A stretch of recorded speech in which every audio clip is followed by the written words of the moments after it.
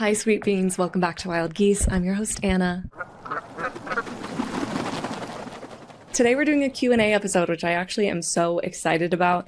I feel like it's going to take some of the pressure off, just have a fun, flirty time with you. I have started to put so much pressure on each of these episodes to like one up the next or like, I don't know, change your life in some way. And that doesn't feel entirely healthy. And there were a couple of days there after we picked a topic suggestion on Instagram where I was like trying to research and I had this really intense headache that wasn't going away for a couple of days. And I just realized I need to get out of my body and I need to get out of my brain and into my body for a second. So this is my attempt at doing that. So today's episode is going to be a bit all over the place because I truly just did an Ask Me Anything. So these questions really range from silly to profound. I took all of your questions and then categorized them, and I actually was so touched to see that it seems like you guys just want to know more about me and my life, and there's just something so lovely and touching about that to me. I'm also excited for the advice questions as well. For the advice questions, I feel like something I want to preface before we even get into the episode is that there's like a slight discomfort that I have with the idea of this being thought of as like a self-help advice podcast. I love giving advice, but I saw this Tumblr text post that summed it up very well. And it's hilarious because going into this episode, I was like, I'm not going to quote anybody because I'm not going to do any research. I'm just going to come into it. But I literally saw this right before sitting down to record. And I was like, this is exactly what I'm trying to get at. It's from Dragons Blowing Out Birthday Candles is the username. And they say, your life is not an optimization problem. As in, you'll never achieve the perfect daily routine, sleep schedule, coping mechanisms, mannerisms, fashion sense, etc. Even after years and years of healing and improvement and self-discovery, you will never be so good at life that you manage to utilize every waking moment. It's great to be productive and all, but sometimes you'll suck ass. Sometimes you'll take 8 hours to be done with a 20-minute job. You'll prioritize the wrong thing. You'll sleep for 12 hours just to avoid being awake. You'll relapse, and you'll relapse again. You'll forget to turn in the assignment. You'll order too little food. Life is far too large and complex for you to even experience it completely, much less try to make sense of and control it. You can't. Please give up on that and be at peace with the hours you lose. They are not separate from your life. And I think that kind of gets to the heart of why thinking of Wild Geese as a self-help podcast really kind of rubs me the wrong way. Because while it's awesome if anything that I say helps you, I also think that you will help you more at the end of the day. And I think I created this podcast in order to help me. For anyone looking for like self-help advice, if there's one piece of advice that I hope you do listen to, it's that anyone who acts like they have a godlike knowledge over what's best for you in your life is full of shit and likely a cult leader. We all have different needs and accommodations that need to be made, and there's no prescription that a random stranger on the internet can give to optimize your life. If anything I say doesn't apply to you or doesn't work for you, that is probably because we are two different people, and that's okay. So with all that being said, I'm going to start with the advice questions so that we can touch on those for anyone that's not interested in like, I don't know, my personal life. We can touch on those first. If you are interested in personal questions and personal life stuff, that will come later. I did get a couple of questions about dealing with chronic illness and staying creative as you're dealing with that, because I mentioned briefly on one of my Instagram stories that I am chronically ill, which is something that I fully didn't wrap my head around until a couple weeks ago, even though I have had a diagnosis since college that is a chronic illness. It just was never explained to me in those words. I was scrolling on TikTok one night and I came across a TikToker that was like, hey, if you have this condition, you need to start living as if you're chronically ill because you are chronically ill. And I was like, oh my God. Okay. I guess I need to make some lifestyle changes. I have PCOS and it's a condition that's pretty common. So it's treated as if it's like so normal. And I felt like I was very rushed in and out of appointments that had to do with it. And I have a lot of compassion for doctors that have a lot going on. So I'm not going to like blame doctors for that kind of thing. But I was just kind of led to believe that my pain was something to be dealt with by like getting on birth control, and that was the start and the end of the story. And I think it's a completely different conversation to tell someone that they are chronically ill and that they need to make lifestyle changes. So within the past couple of weeks, I've started to try to gather information about what lifestyle changes I could make specifically. And I'm not going to go into all of that. Everybody's illnesses, everybody's aches and pains are going to demand different lifestyle changes from you. But I think one thing that's really helpful in this regard is learning where and when to lower the bar for yourself without shaming the shit out of yourself for doing so. Casey Davis is somebody that I have been following on TikTok for a really long time, who talks about something called struggle care, which is exactly what it sounds like. It's how to care for yourself in your life while you're struggling, whether it's because of health problems, mental health problems, grief. She just has a lot of really great tips on how you can lower the bar for yourself. I mean, me doing a Q&A episode this week instead of doing one of my regular episodes is an example of this, of like, I noticed that if I pushed through and did what I usually did, the pain that I was experiencing was going to accumulate over time and become a bigger and bigger problem. The routine that we get into, the expectations that we have for ourselves have to be adjusted sometimes. And I think the common advice that's thrown out there of like, you need to rest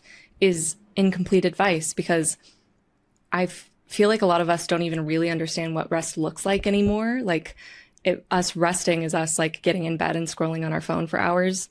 And that's actually not restful at all. And rest is not just sleeping. There are actually 7 types of rest, and sleep, I believe, is part of physical rest. That's where you would have like naps and yoga and stretching, that kind of thing. But then there's also sensory rest. So that's reducing input, not listening to a podcast, not listening to music, dimming the lights, that sort of thing. There's mental rest. So say that you're like at work and you're using the Pomodoro method, that's mental rest. Emotional rest. So things like talking to a therapist, journaling, that type of thing. Creative rest for things like crafting. Social rest happens when you're in community with people that are actually like recharging your social battery. And then spiritual rest. So any activity that's like getting you back in touch with your purpose, meditation, that sort of thing. One that I've been trying to keep in mind more in the past couple of weeks is sensory rest. And I think that's why I needed a bit of a break from doing the like in-depth researchy episodes, because I feel like I have been kind of inundating myself with essays and podcasts and everything that I can in order to make sure that I'm not just like blabbing useless nonsense at you. But I needed to focus on giving myself some more sensory rest and just like cooking in silence and doing the dishes in silence and that sort of thing, which has been very helpful for me lately. It takes a while to learn when and where to lower the bar without sacrificing the wrong things. Hi, editing Anna here. I'm at my parents' house, and I just realized that there are some things that I left out that I want to add in here. So this person says, I also have a chronic illness, and I have a really hard time with being consistent with a creative practice because the fatigue and brain fog is so unpredictable. Just curious if you have any insights to share. And that is so relatable to me. It's incredibly unpredictable. I feel like I'll go one day and be like, oh, like I'm fine. And then the next I'm like, I barely feel like I can keep my head on my body. And I think this is where having a creative toolbox really comes in handy. So not just relying on one form of expression. Like if my head hurts too bad to form coherent thoughts and sit down and write a whole paragraph, maybe I can pull out my sketchbook and still do some doodles. Maybe you can still sing when your body won't let you dance. And maybe some days you're too sick to do any of it, and just being alive is an act of creation in and of itself, and that's okay. It is unpredictable. And I think that's why sometimes when people give creative routines that are so unforgiving, it doesn't actually allow room for your body to operate the way that it does and the way that it will continue to. There are artistic practices and expressions that we lose when we're sick, and you need to allow yourself to grieve that in order to maybe open the door for a different type of expression to move through you. And this brings me to the next question, which is, algorithms value consistency and creativity.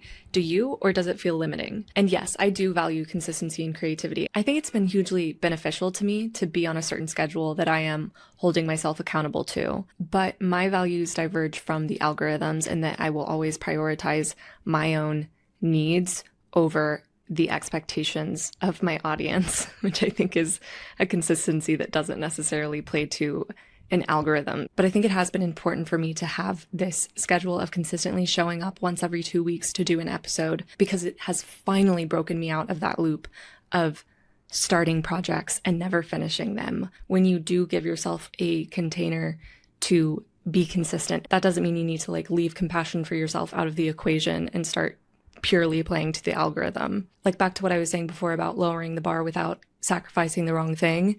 I think if I were to have put out another episode, business as usual this week, I would have been sacrificing the wrong thing, which is my own mental energy, versus what I decided to sacrifice instead is maybe your expectations of what you wanted from this episode. So yes, I value consistency and accountability and showing up to an artistic practice, but I don't necessarily value an unwavering consistency in output that doesn't allow for you to change as a person. I hope that makes sense. This question says, thoughts on trying to narrow down what career path to pursue when so much interests me without feeling like I'm limiting myself or making the wrong choice. And I feel like this could be an entire episode. This question actually pairs up really well with a class I just took on Skillshare, who's the sponsor of this video, all about Ikigai, which is a Japanese concept that helps you find the intersection between what you love, what you're good at, what the world needs, and what you can be paid for. I had heard of Ikigai before, but I never quite wrapped my head around it until I took this course. I really appreciated the cultural context that the teacher Tim Timishiro gave about Ikigai, and the emphasis on the fact that you are not your job, you are your work, which are two different things. Near the end of the course, there's a module on naming your Ikigai, and I named my Ikigai to play. But the cool thing about Ikigai is that it changes with you and your life. So right now, my Ikigai might be to play, but it might be something totally different next year. You can learn so much on Skillshare directly from real super talented creatives, and the classes span from things like art and illustration to things like video editing and Ikigai. I had quite a few of you ask how I started this podcast, and you can really gather all of the technical skills that you need for a project like that on Skillshare. The first 500 of you to click my link in the episode description or scan this QR code will receive a 1-month free trial of Skillshare. Get started today. So things like that, like sitting down to find your Ikigai, is a great place to start. On top of that though, especially at the beginning of your career, which I'm assuming that's where you are, I'm sorry if that's like completely off base, but that's what it sounds like from the question, you're going from schooling where you've spent years in the identity of a learner, and suddenly you've learned a lot, but you haven't tried enough because so little of schooling is like actually actionable implementing of the things that you're learning. And suddenly it's like you go out into the world and it's like, okay, time to try a bunch of things. When you think of your career as a ladder that you're going to climb or like a straight line that you're going to go through, 9 times out of 10, that is not at all what it's going to look like. And that's okay.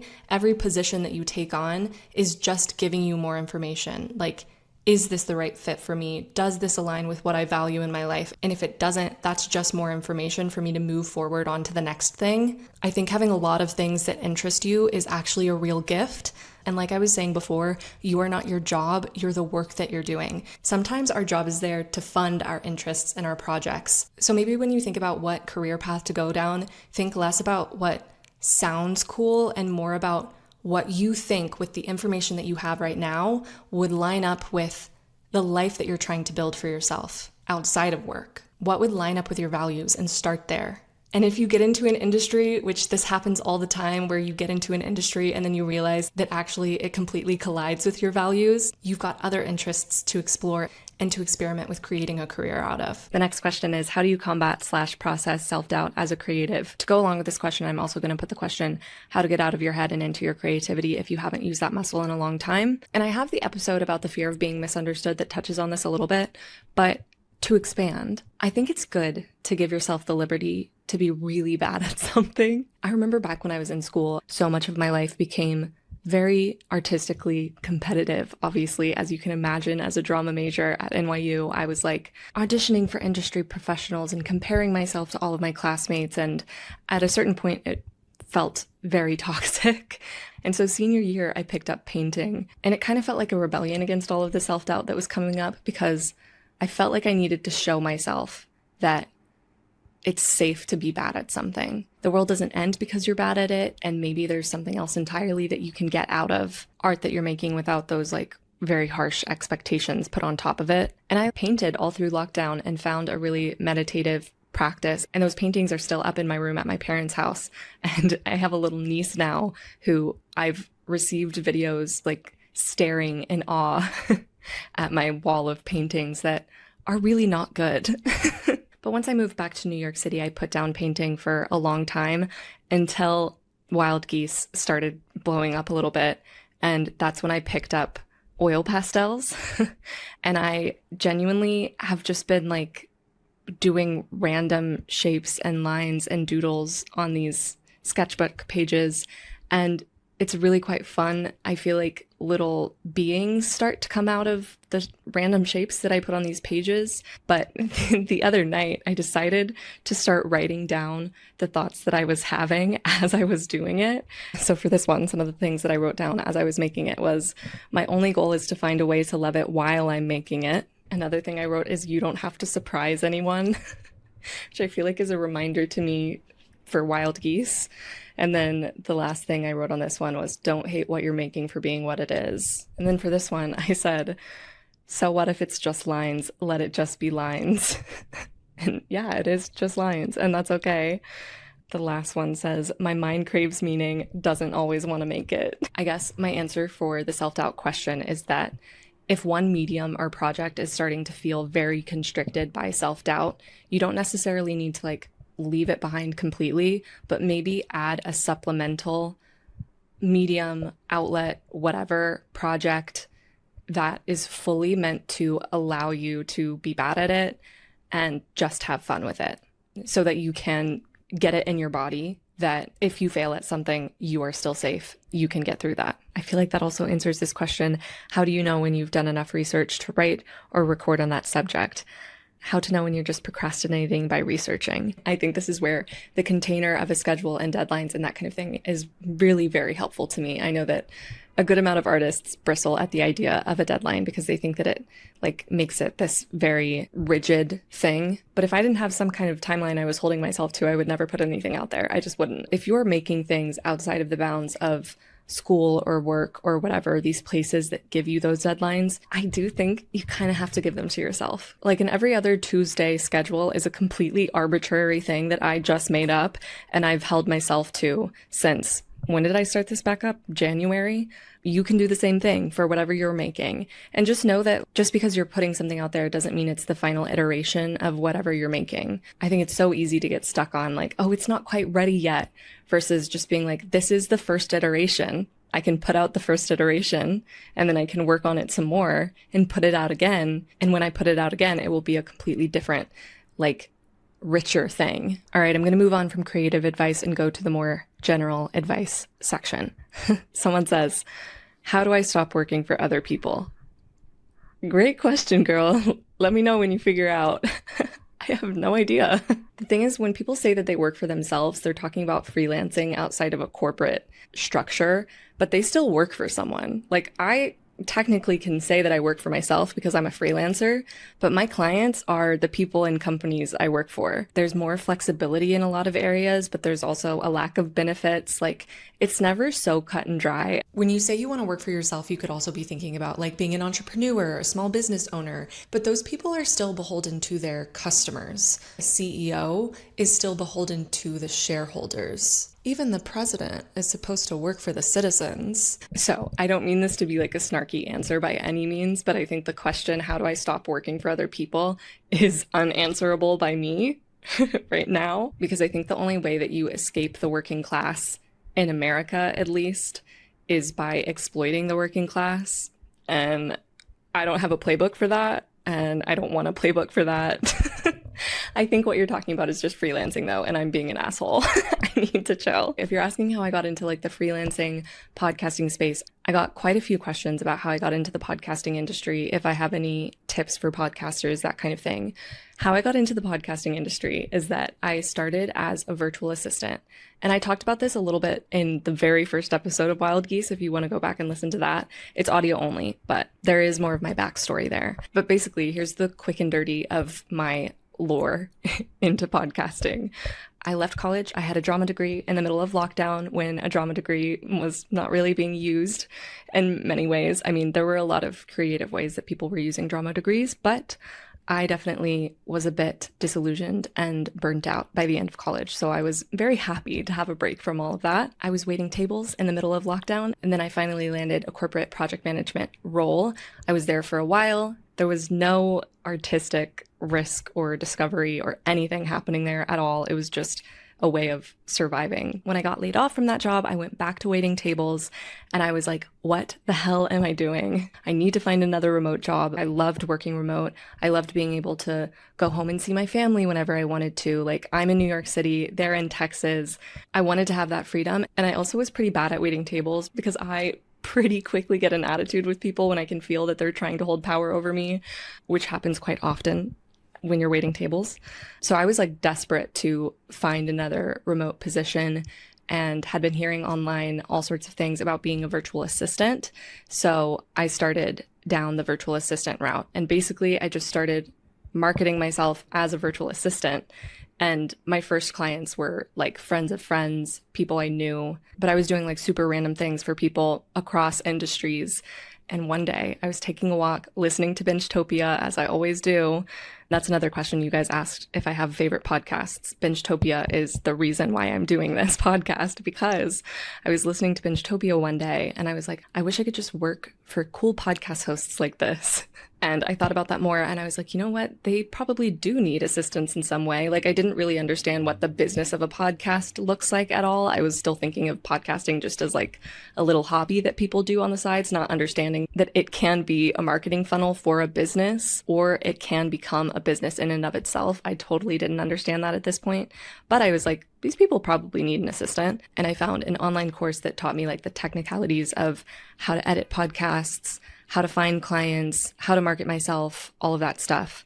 The course was by Lauren Wrighton, but I believe she's closed the course now. But yeah, over the course of like a year and a half, I was waiting tables and doing freelance work. Then getting into Wild Geese, for those that asked about why I started the podcast, somebody asked why I named the podcast Wild Geese. Wild Geese is named after the poem by Mary Oliver, Wild Geese. Anyways, I started Wild Geese. Sorry, I feel like I'm going in all different directions with this answer. But after working behind the scenes for a couple of years on other people's podcasts, I did The Artist's Way. I did not do all of it. To this day, I still have not finished The Artist's Way, but I was going through The Artist's Way and I read the part about shadow artists. Basically, shadow artists, if I'm remembering correctly, are people that work in adjacent fields to what they want to be doing, or they work for people that are doing what they want to be doing. And I realized that's me. So I was like, damn, I guess I am a bit of a shadow artist. I guess I am doing this because I want to start a podcast. I have a lot of compassion for that. I don't think it's necessarily a bad thing to have a shadow artist era, you know, like I think I learned a ton just from working for other podcasters and working behind the scenes. But it did become clear to me very quickly that working behind the scenes is a way of keeping myself safe that was holding me back. And I had all the tools to do it for myself. So why the hell wasn't I doing it for myself? And I got a couple of questions on how to start a podcast and tips for people that are looking to start podcasts of their own. I haven't put out like a how to start a podcast tutorial because I feel like there are so many of those online already if you want that. But actually creating a podcast is such an individualized thing. I think the most important general podcasting advice I could give without knowing your individual situation or goals as a podcaster is to approach podcasting as a skill like you would anything else. I have met a lot of people over the years of doing this that think podcasting is just talking into a microphone, and they assume that, you know, if they have the skill of conversation, that means they have the skill of being a podcast host. But those are not the same thing. Maybe hot take, but I think too many people are starting podcasts thinking that it's like this low-hanging fruit towards an audience.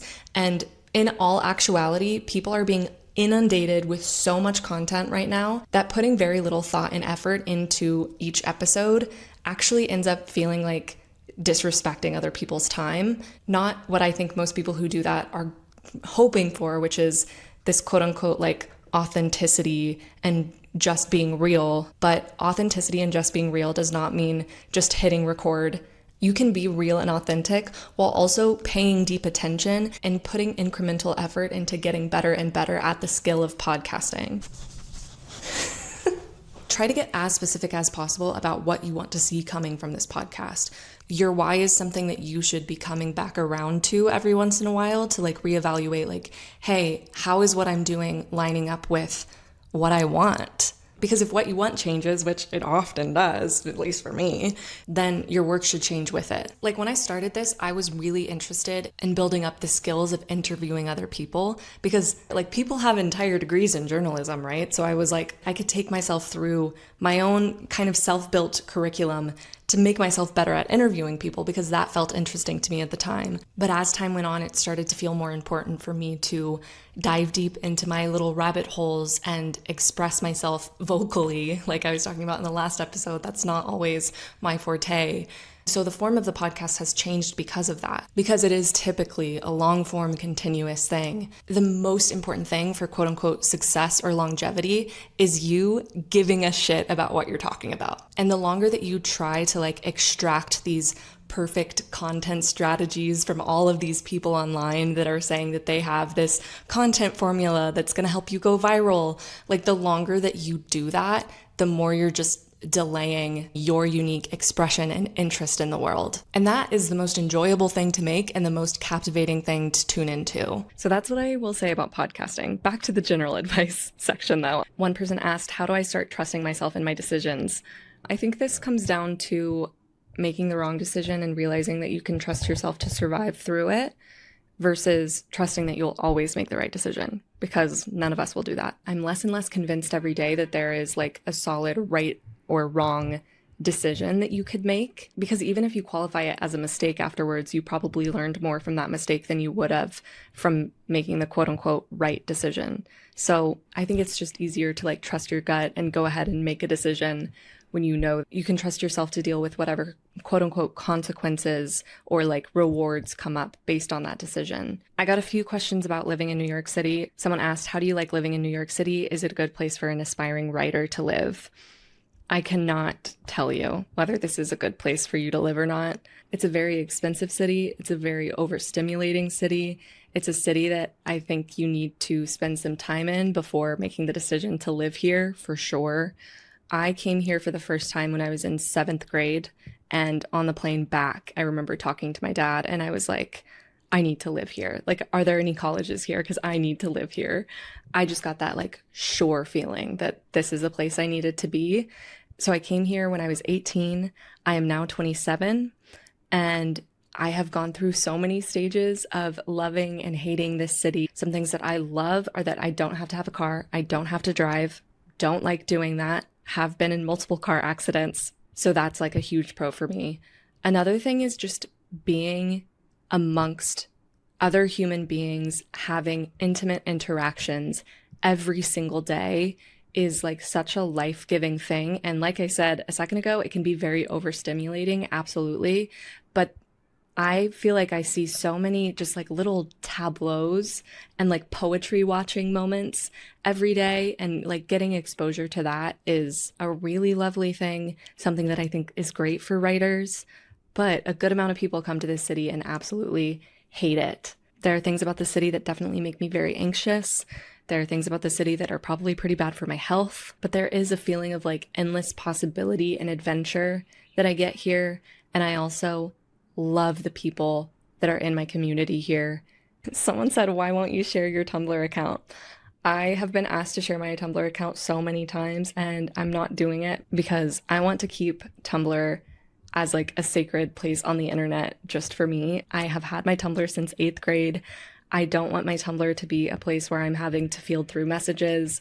Like, Tumblr is just a very lovely place where I'm following people that I don't know what they look like, I don't know what their names are, and I don't want to know, and I don't want people following me to know that about me either. That's just how that space on the internet feels for me. So I'd like to keep it that way. I got a couple questions about dating. This person says, how valid is it to move on a month after a breakup that you initiated while your ex is still probably coping? ... 2 years and 10 months, by the way. How valid it is, I don't know. I don't know if it's actually you moving on or you rebounding, but I will say sometimes you meet someone and the timeline isn't like picture perfect. If you've met someone and you feel ready to move on, you can do whatever you want. You literally can do whatever you want. I will say, if you care about the person you were with before and you don't want to hurt them further, then move on, do your thing, but also like leave them alone, you know? Like, don't play mind games. Let them heal, let them do their thing, and do your thing. It's not a crime to move on. I think people take issue with people moving on too fast when it's done in like shitty ways. And you'll know if you're being shitty. Someone said, tell us about the dating. Another person said, how's dating in New York City going? And it's going well. I am in a relationship, so that's all I'm going to say about that, for the sake of his privacy and for the sake of decentering men, even when we're in relationships. Someone asked, have you ever had a nickname? If so, tell us about it. I was called Firestarter as a little kid, not because I actually started fires, but because I was very passionate and would get angry very easily. And I would like, clench up and get really red and whatever. So there was a joke that I could set fire to the curtains with my emotions. Love that. There's also the classic Anna Banana. My friend Becca calls me Annie. Someone asked, what's your favorite thing about yourself? Which I think is such a sweet question. I think my favorite thing about myself is my emotional intelligence. I think, like I was saying before, I used to be called Firestarter, and like, obviously I was a child. I had no control over my emotions. I think that just illustrates how big my emotions are and always have been. But I've really dedicated myself to becoming more emotionally intelligent in order to have a better experience myself, but also in order to not like hurt the people around me. And I really like and respect that about myself. I got a lot of favorites questions, so I'm gonna do those kind of rapid fire. Favorite authors: Robin Wall Kimmerer, for sure, Mary Oliver, Andrea Gibson, Hanif Abdurraqib, James Baldwin, and Kurt Vonnegut. And I'm sure I'm leaving out a lot of people and I'm gonna be kicking myself later, but that's top of mind right now. Favorite media from childhood. Way back childhood, I was a big Barney girl. Moving on from that, I loved Matilda, watched Matilda so much. Cinderella was a big one. And then moving on from that, the Lizzie McGuire movie, and then Hannah Montana. Favorite books, again, is really hard. I think Braiding Sweetgrass by Robin Wall Kimmerer, definitely. I am going to put Hunger Games on the list because that's another like media from childhood that changed my life. I read The Hunger Games in 7th grade and it completely changed the way that I looked at reading. It was the first time that I like viscerally responded to what was happening, like alone in my room, just like audibly reacting to things that were happening in the book. So Hunger Games holds a special place in my heart. And then I kind of always feel like the book that I'm reading right now, if I like it, it's my favorite right now. Like I have a hard time with favorites because my favorite changes so much. So I'm reading Giovanni's Room right now by James Baldwin, and I would put that on a favorites list, even though I'm still in the middle of it. Someone asked my favorite musicians, and then someone else asked for the favorite artist and favorite song by them. That's incredibly hard. Right now, my favorite musicians are Muna, the Weepies, Yana, Abba, of course. I love that it's Yana, Muna, Abba, like all of these bands that kind of sound like a baby talking or something. I've also been loving Samia lately and Devon Again. But the Weepies, I think, are my very current favorites. Because like I was just saying, my favorites change like every single day. But the Weepies have been like a soundtrack to falling in love right now. Not to be gross, but I kind of feel like I'm in like a 2005 rom-com, and it's cozy in a way that feels like being wrapped in a little blanket. My favorite food, potatoes. Favorite Substack writers, Rain Fisher Kwan. Feel like I quote her all the time. Ion Artin, also quote them all the time. Henrik Carlson, Jamila Bradley, Heather Havrilesky on Ask Polly. And I'll leave it at that so I don't overwhelm you. Okay, I think those are all the favorites questions. Someone asked, what's your big three and what's your birth order? I am the youngest, so it does make me laugh when y'all equate me to an older sister, because I am famously the annoying younger sister to my older brother. And then my big three in astrology is I have a Scorpio sun, a Taurus rising, and a Capricorn moon. So I'm a lot of fun.